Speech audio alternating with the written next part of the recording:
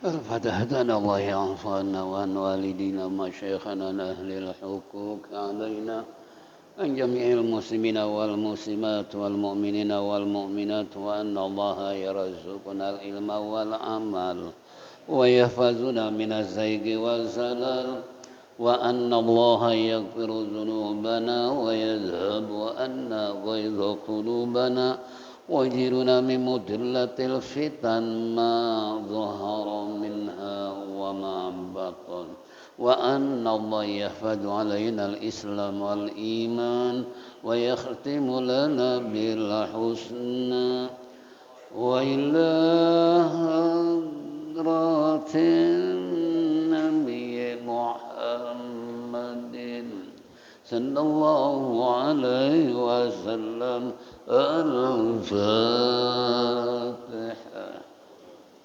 بسم الله الرحمن الرحيم. الحمد لله.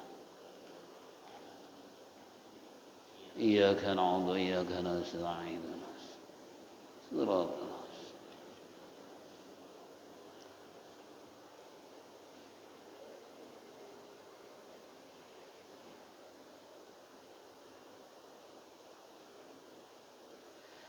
يا ربي بالمصطفى بلغ مقاصدنا واغفر لنا ما مضى يا واسع الكرم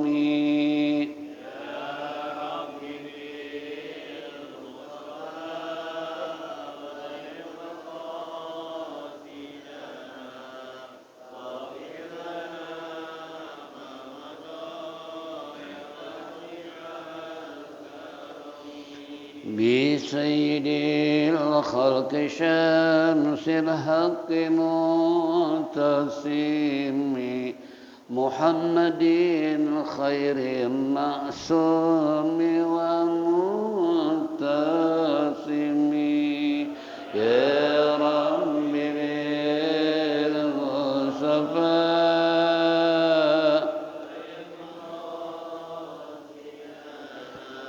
واغفر لنا ما مضى له صرارة حبيب الله حاجته ومصدر الفضل والإرفان والكرم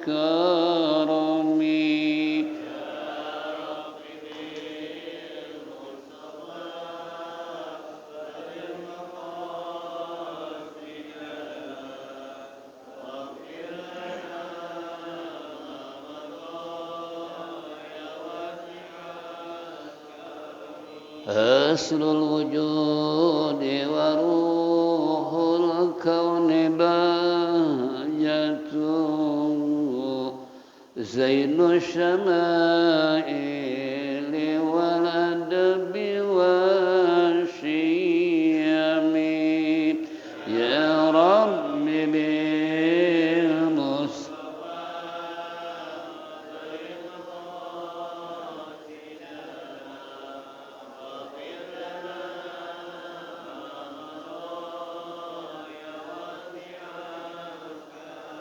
مطهر الأرض من الرجس ومن درني من عبد وثن أو عبد صنم يا رب بالمصطفى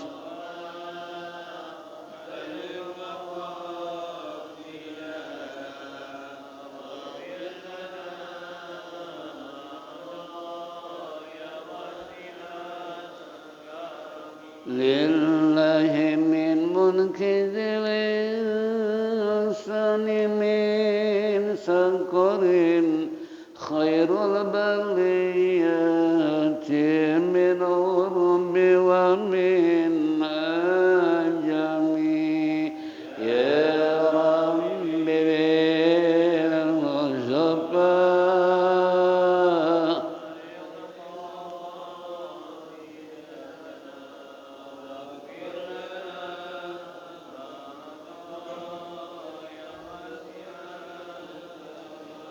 Allahumma salli wa sallim wa barik alaihi. Ma'asyiral muslimin wal muslimat rahimakumullah. Alhamdulillah rabbil alamin. Wassalatu wassalamu ala asyrafil mursalin sayyidina wa syafi'ina wa maulana Muhammadin wa ala alihi wa sahbihi ajma'in. Amma ba'du, fa inna asdaqal kitabullah khairal hadi sayyidina Muhammadin sallallahu alaihi wasallam. Wa syarrul umuri muhdatsatuha wa kullu muhdatsatin bid'ah wa kullu bid'atin dhalalah wa kullu dhalalatin finnar. Wa qala al-musannif rahimallahu ta'ala wa adama naf'a bihi wa bi ulumihi fid daraini amin. Wa qala ma'asyiral muslimin wal muslimat rahimakumullah. Bapak-bapak, ibu-ibu hadirin jamaah Masjid Jami Adia Guru Sya'ban yang saya hormati, kembali ungkapan puji syukur kita terlebih dahulu kehadirat Allah Subhanahu wa taala atas segala rahmat dan nikmat yang diberikan kepada kita sehingga sampai saat ini kita masih bisa bersilaturahmi, bertatap muka, duduk bersimpuh bersama-sama di tempat yang mulia dalam rangka menindaklanjuti talim rutin di pagi hari menjelang siang. Harapan kita tentunya mudah-mudahan apa yang kita lakukan semua ini mendapat ridha Allah Subhanahu wa taala, taufik dan hidayah, rahmat dan inayah selalu menyertai kehidupan kita sehingga kelak mati husnul khatimah. Amin ya rabbal alamin. Salawat serta salamat sanjungkan kepada baginda Nabi kita Nabi besar Muhammad sallallahu alaihi wasallam. Hadirin jamaah rahimakumullah. Minggu yang lalu kita telah menyimak apa yang terkandung dalam kitab Al-Jawahirul Kalamiyah fi Idahi Aqidatil Islamiyah. Kembali Risalatul Mu'awwanah halaman. Wa qad qala alaihi salatu wassalam itu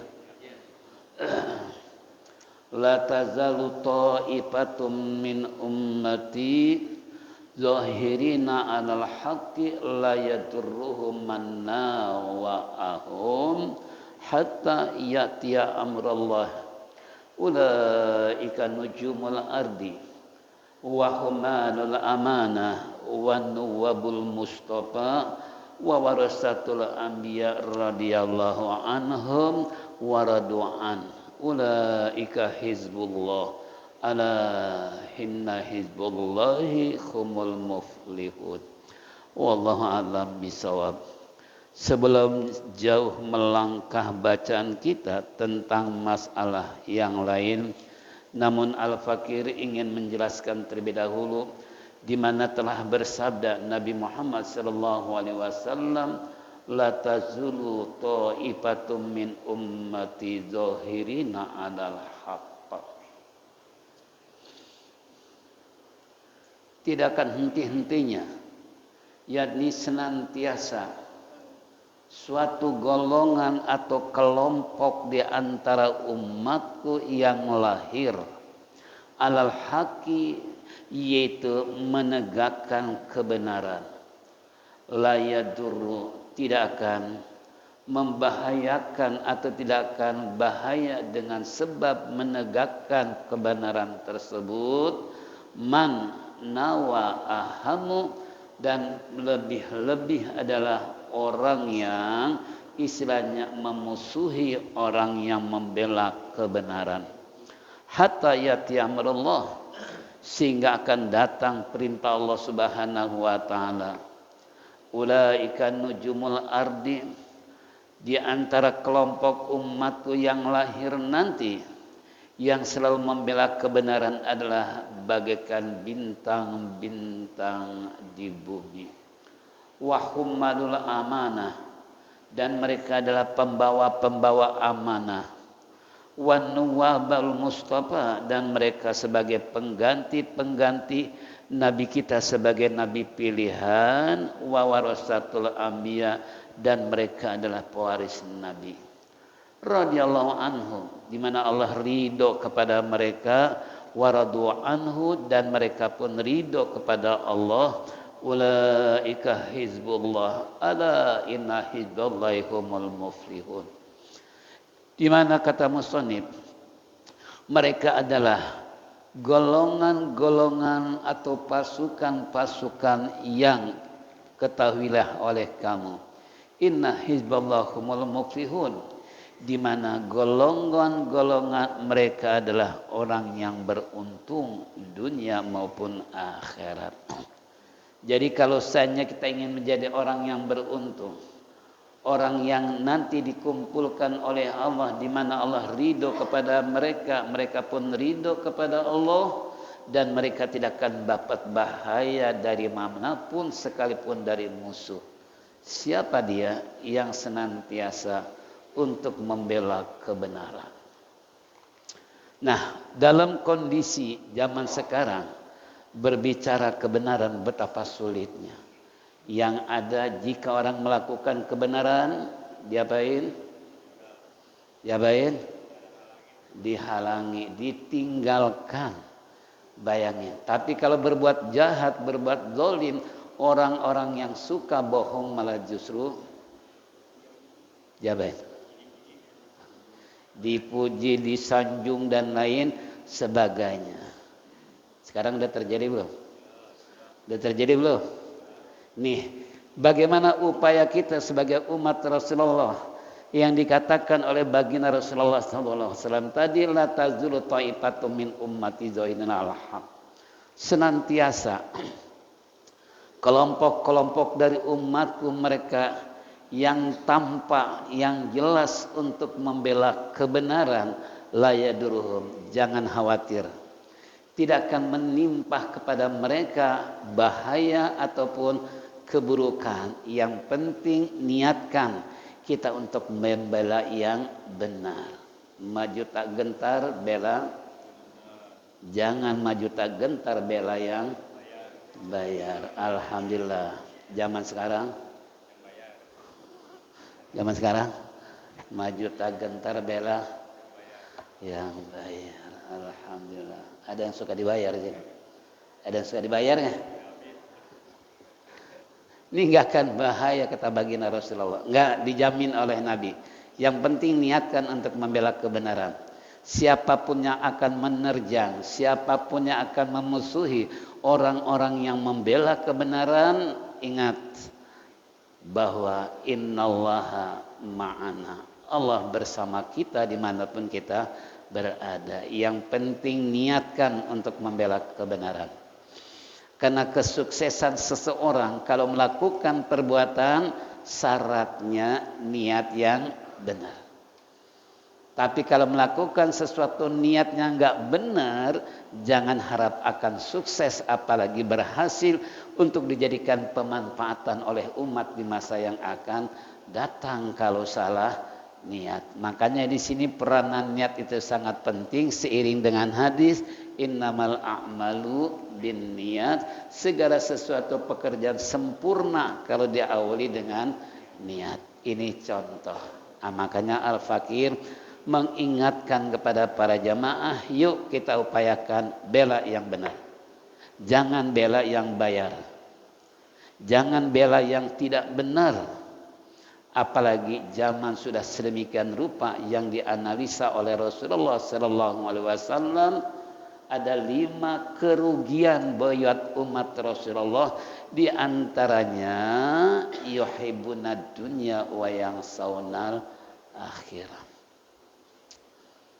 Di mana 14 abad yang lalu Rasulullah mengingatkan akan terjadi suatu masa pada umatku, mereka akan terjadi 5 kerugian. Apa yang menyebabkan mereka rugi? Karena di antaranya adalah yuhibbuna dunya wa yansawna akhirah. Sebabnya karena mereka cinta lupa dengan. Nah, kalau orang udah cinta dengan dunia kira-kira kan? Nah, kalau seorang udah cinta kepada dunia, otomatis hubud dunya karahiyatul maut. Hubud dunya rasulullah syai. Kalau orang dia cinta dunia dengan kematian ogah. Benci bila perlu jangan. Seandainya malaikat bisa dibayar berapapun harganya miliaran, mau nggak kira-kira? Mendingan bayar malaikat 1 triliun, masih banyak sisanya daripada dicabut. Nah, itu kan. Nah, ini kembali buat kita semua, hati-hati. Yang kedua lagi, kalau orang udah cinta dunia, itu merupakan pangkal daripada kejahatan. Jadi kejahatan disebabkan karena adanya kembali tadi cintanya kepada dunia sampai-sampai berani menghalalkan segala cara. Enggak peduli itu haram. Enggak peduli Allah mengatakan dalam Al-Quran firman-Nya, sabda Nabi kita Muhammad sallallahu alaihi wasallam, masa bodoh yang penting kembali ajian mangpang mengpung yang aku miliki. Selagi jadi itu namanya ajian mampang mumpung. Untung bapak-bapak nggak jadi pejabat. Sampai ada mengatakan bapak belum merasakan jadi pejabat. Coba kalau bapak jadi pejabat, mungkin kembali tadi bukan triliunan lagi yang dikorupsi, tapi itu kata siapa? Kata yang mengatakan bapak belum ada kesempatan jadi pejabat. Mudah-mudahan kita jangan jadi pejabat. Nih kembali. Jadi jaminan Rasulullah la yaduruhum tadi tidak akan istilahnya memadaratkan, mencelakakan, membahayakan kepada mereka selama mereka mau berjuang membela kebenaran. Man nawa'ahum, termasuk orang-orang yang akan memusuhinya pun tidak akan mampu untuk menghadang, tidak akan mampu melakukan makar kepada orang yang membela kebenaran apapun yang mereka akan lakukan. Sebagaimana contoh baginda Nabi kita Muhammad sallallahu alaihi wasallam diperlakukan dengan berbagai macam kezaliman, tapi Nabi enggak pernah kendor. Nabi enggak pernah mundur, malah semakin kuat dan mantap.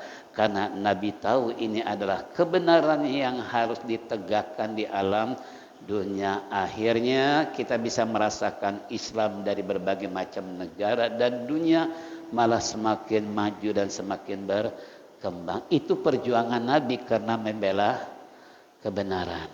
Ya, makanya teman-teman saya himbau kalau membela kebenaran jangan takut. Karena inna zahuqa, bahwa kebatilan akan dibinasakan oleh Allah dengan cara Allah. Tahu dengan cara Allah? Contoh, kayak apa sih? Korun yang terkaya di zaman Nabi Musa alaihi salam. Harta yang begitu melimpah ruahnya. Tapi Allah melakukan makar terhadap si Korun, kekayaan yang begitu melimpah ruahnya digulung oleh Allah, dimasukkan ke dalam perut bumi berikut orang-orangnya dan di zaman itu. Coba bagi Allah gampang atau? Dikubur tuh si Korun dengan hartanya. Sampai sekarang orang masih banyak yang mencari harta karena belum ketemu-temu. Habis nggak kena sasaran, nyari harta Korun di Bogor, sedangkan Korun di Mesir, kan nggak nyambung. Itu kan. Ini kalau mau cari harta Korun ya di Mesir di sana. Karena waktu saya masuk ke daerah Patra, Patra ini 7 keajaiban dunia, kiri kanan gunung semua. Dengan kuat dan kokohnya tuh gunung nggak pernah meletus, nggak pernah bocor tuh gunung. Lain di Indonesia. Bentar-bentar Mungkin Tuhan sudah mulai bosan melihat tingkah kita yang selalu bangga dengan dosa, atau Allah mulai enggan bersahabat dengan kita. Mari kita bertanya sama rumput. Tuh, tanya rumput tuh, kenapa Indonesia gunung yang meletus? Sedangkan di Patra yang saya itu jalan kurang lebih 5 kilometer, bayangkan. Saya dengan Umi, ada ibu-ibu orang Bandung, 2 orang. Itu di Patra, istilahnya gunung-gunung yang begitu indahnya mencakar langit. Sampai-sampai ketika saya memandang ke arah atas gunung, bocah-bocah cilik asik main loncat-loncat di atas gunung. Kita lihatnya aja ngeri, tapi bocah cilik malah main di apa? Di atas gunung, Masya Allah. Nah, begitu lewat ke satu daerah, di mana daerah tersebut adalah kembali waktu dikuburnya Korun dan harta kekayaannya di Mesir sana. Apa yang terjadi?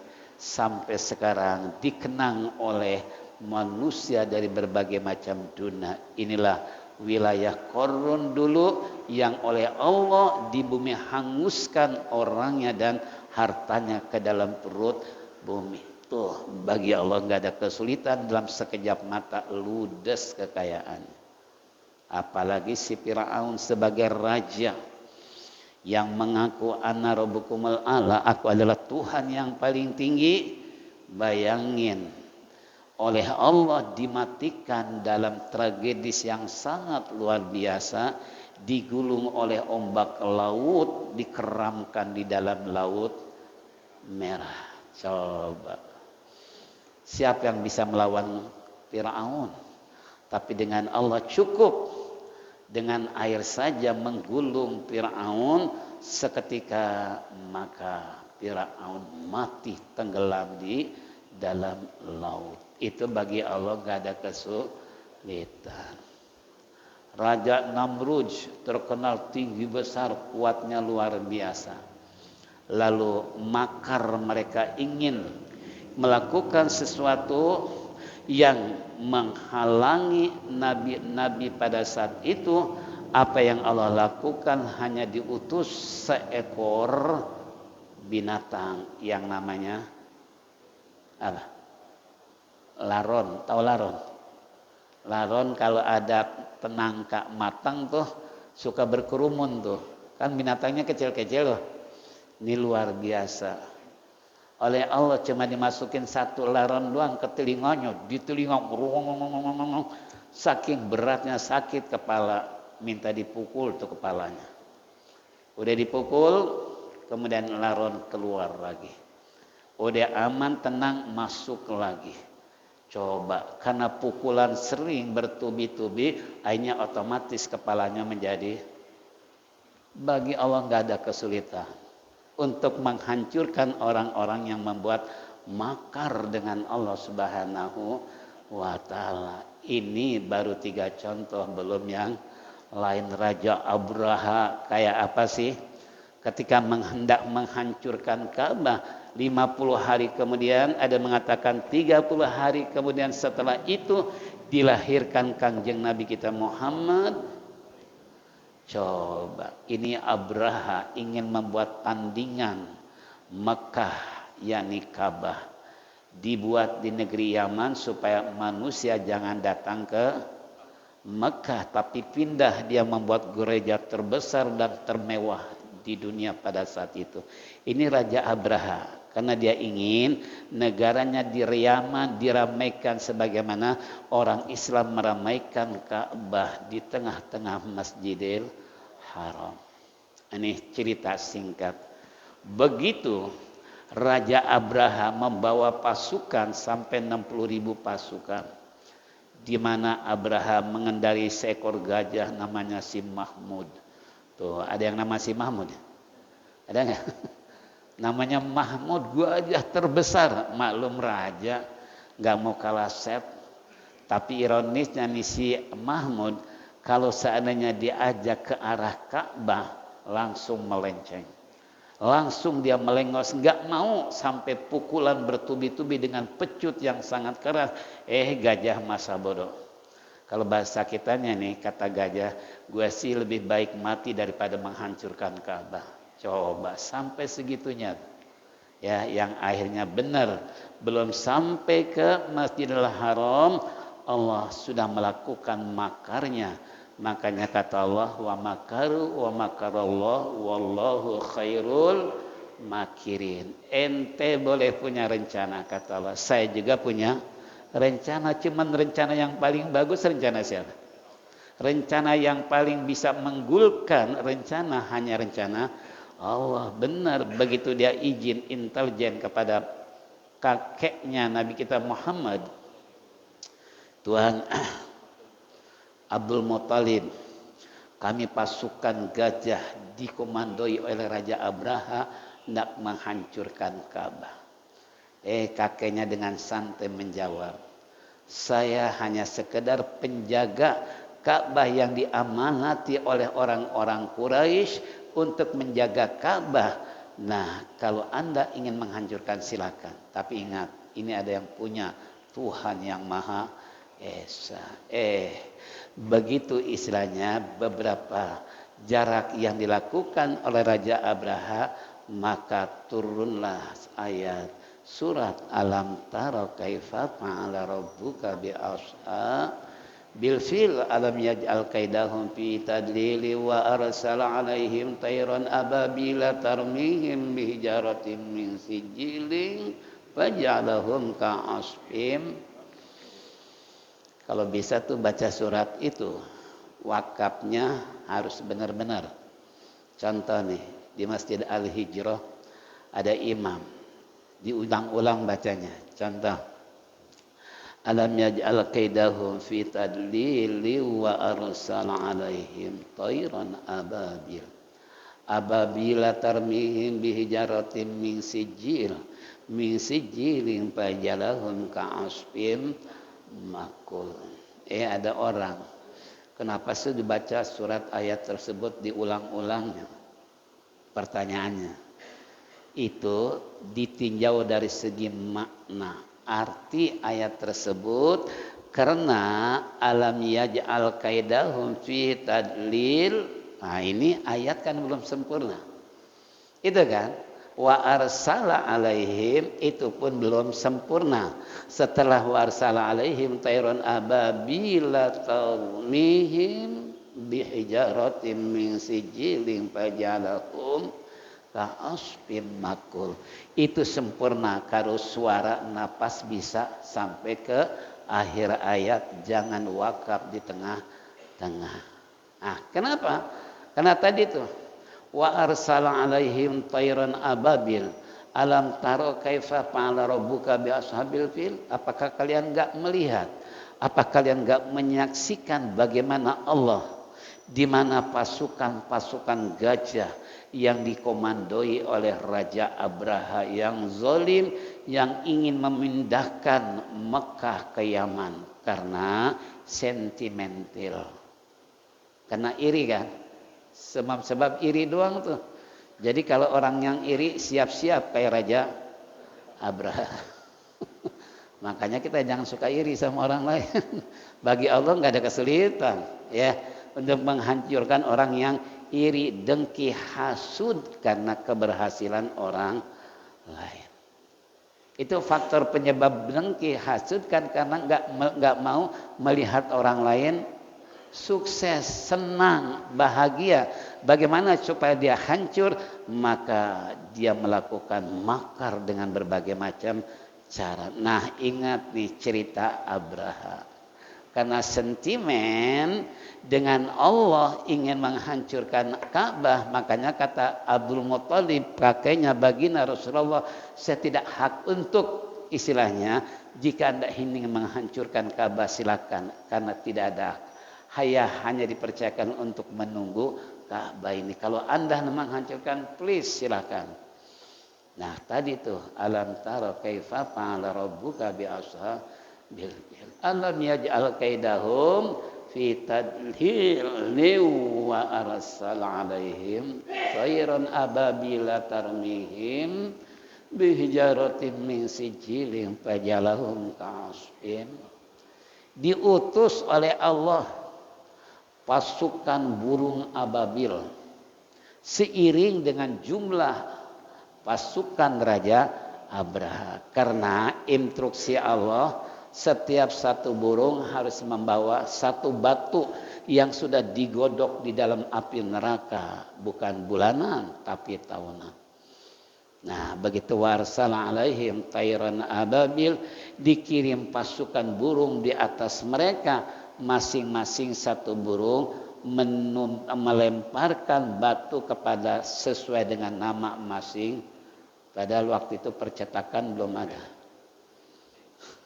Allah membuat batu udah ada nama masing-masing, padahal percetakan. Coba kira-kira logikanya kan? Lah Allah dilawan.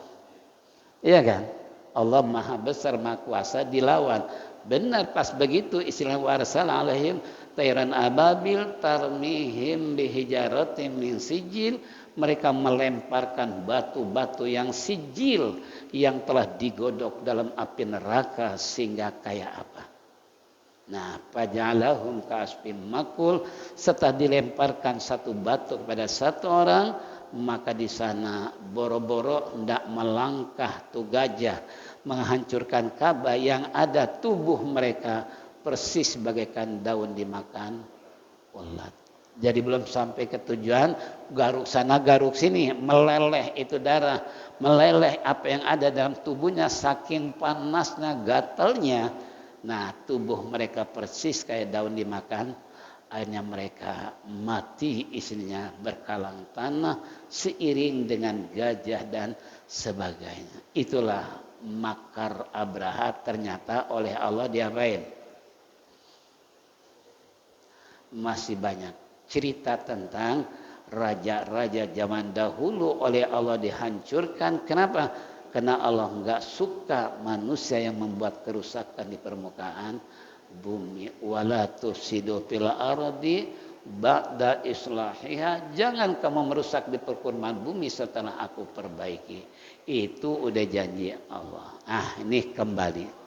Jadi kalau seandainya mereka yadruhum mannawa'ahum, tidak akan membahayakan terhadap mereka musuh-musuh yang membuat makar, sehingga hatta yatiya amrullah, Allah mengutus, Allah memerintahkan, Allah datangkan kepada mereka orang yang membela kebenaran tadi. Ulaika nujumul aradi, mereka adalah bintang-bintang di bumi. Coba bumi kalau nggak ada bintang, kira-kira gimana? Walaupun bintang ini kelihatannya redup, cahayanya cuma memancar sedikit, tapi berjuta-juta bintang di langit mampu menerangi bumi. Walaupun bulan tidak ada, tapi ada bintang, luar biasa. Nih orang membela kebenaran di bumi persis bagaikan bintang di bumi yang bisa menerangi ya dari kegelapan. Bahkan kata baginda Nabi kita Muhammad sallallahu alaihi wasallam, wa hummalul amanah, mereka adalah pembawa-pembawa amanah. Nih makanya sekarang berapa banyak orang-orang munafik. Siapa? Al-munafiqu salasan. Ciri-ciri orang munafik, idza hadasa kadzaba, apabila bicara bohong. Wa ada akhlafa, apabila berjanji mengingkari.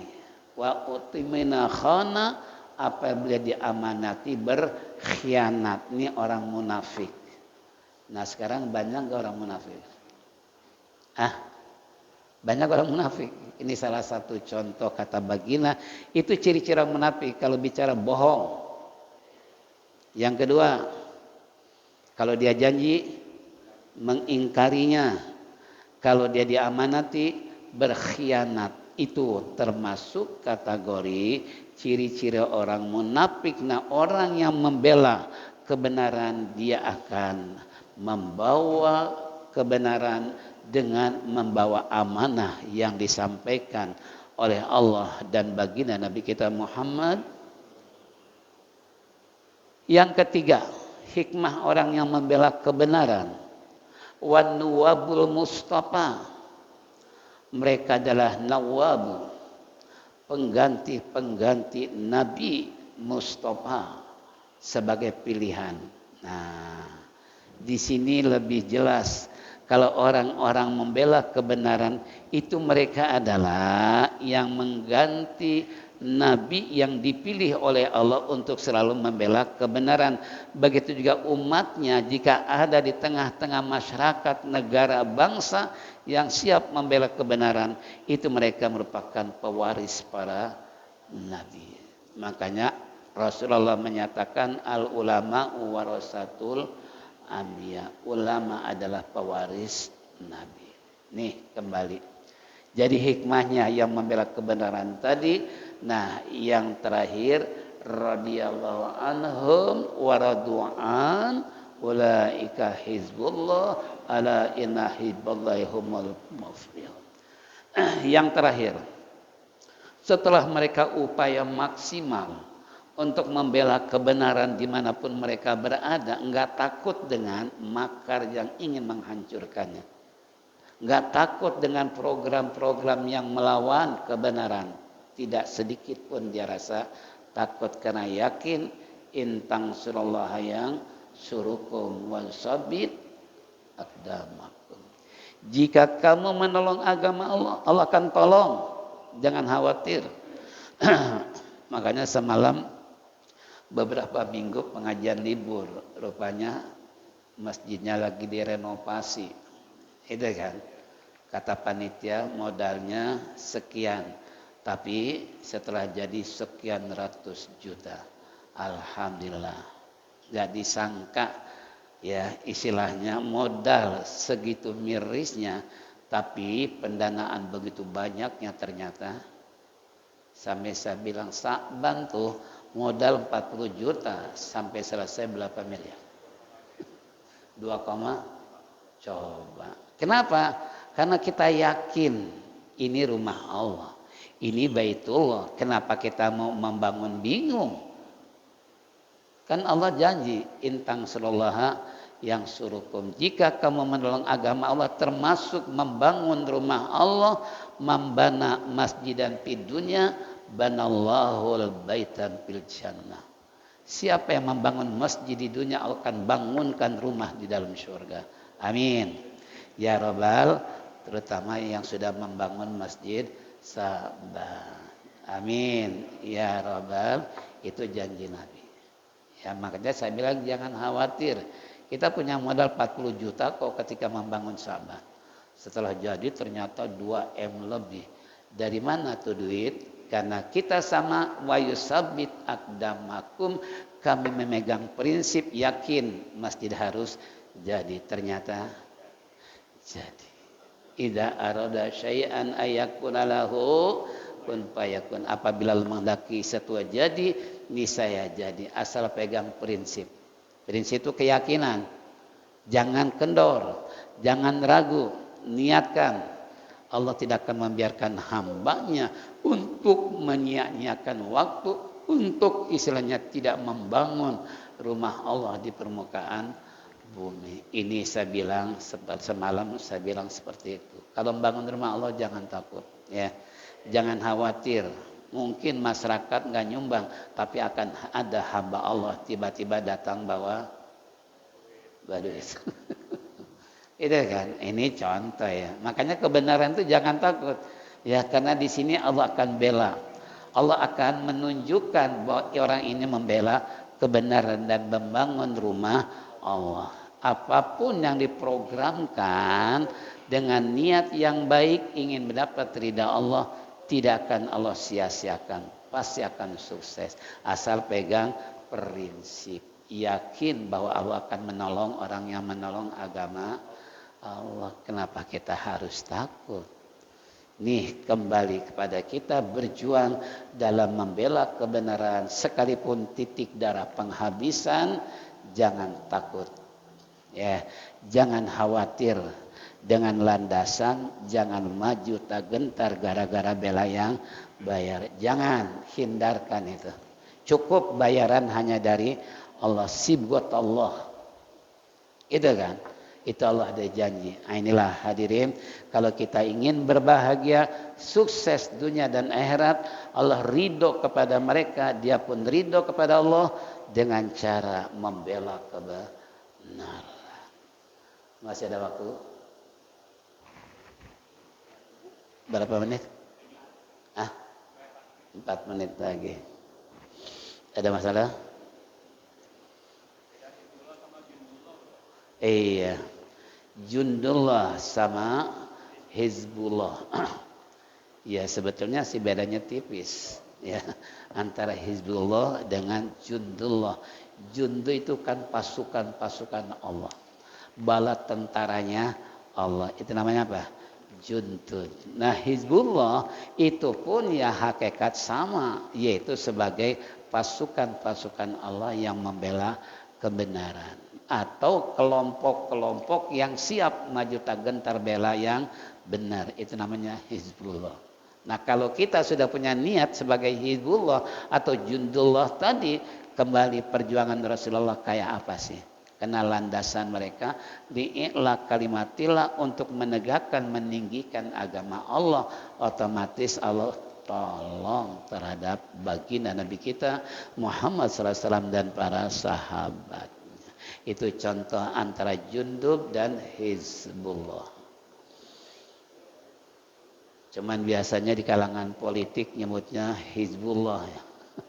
Ya, contoh tentang mereka yang pakai istilah khilafah. Ya seperti di Lebanon kan pakai khilafah ya. Iya kan namanya Hizbullah kan, itu artinya pasukan Allah. Kalau dulu di Indonesia ada aliran yang namanya aliran apa namanya yang pakai khilafah itu. Hizbut Tahrir kan pakainya Hizbullah.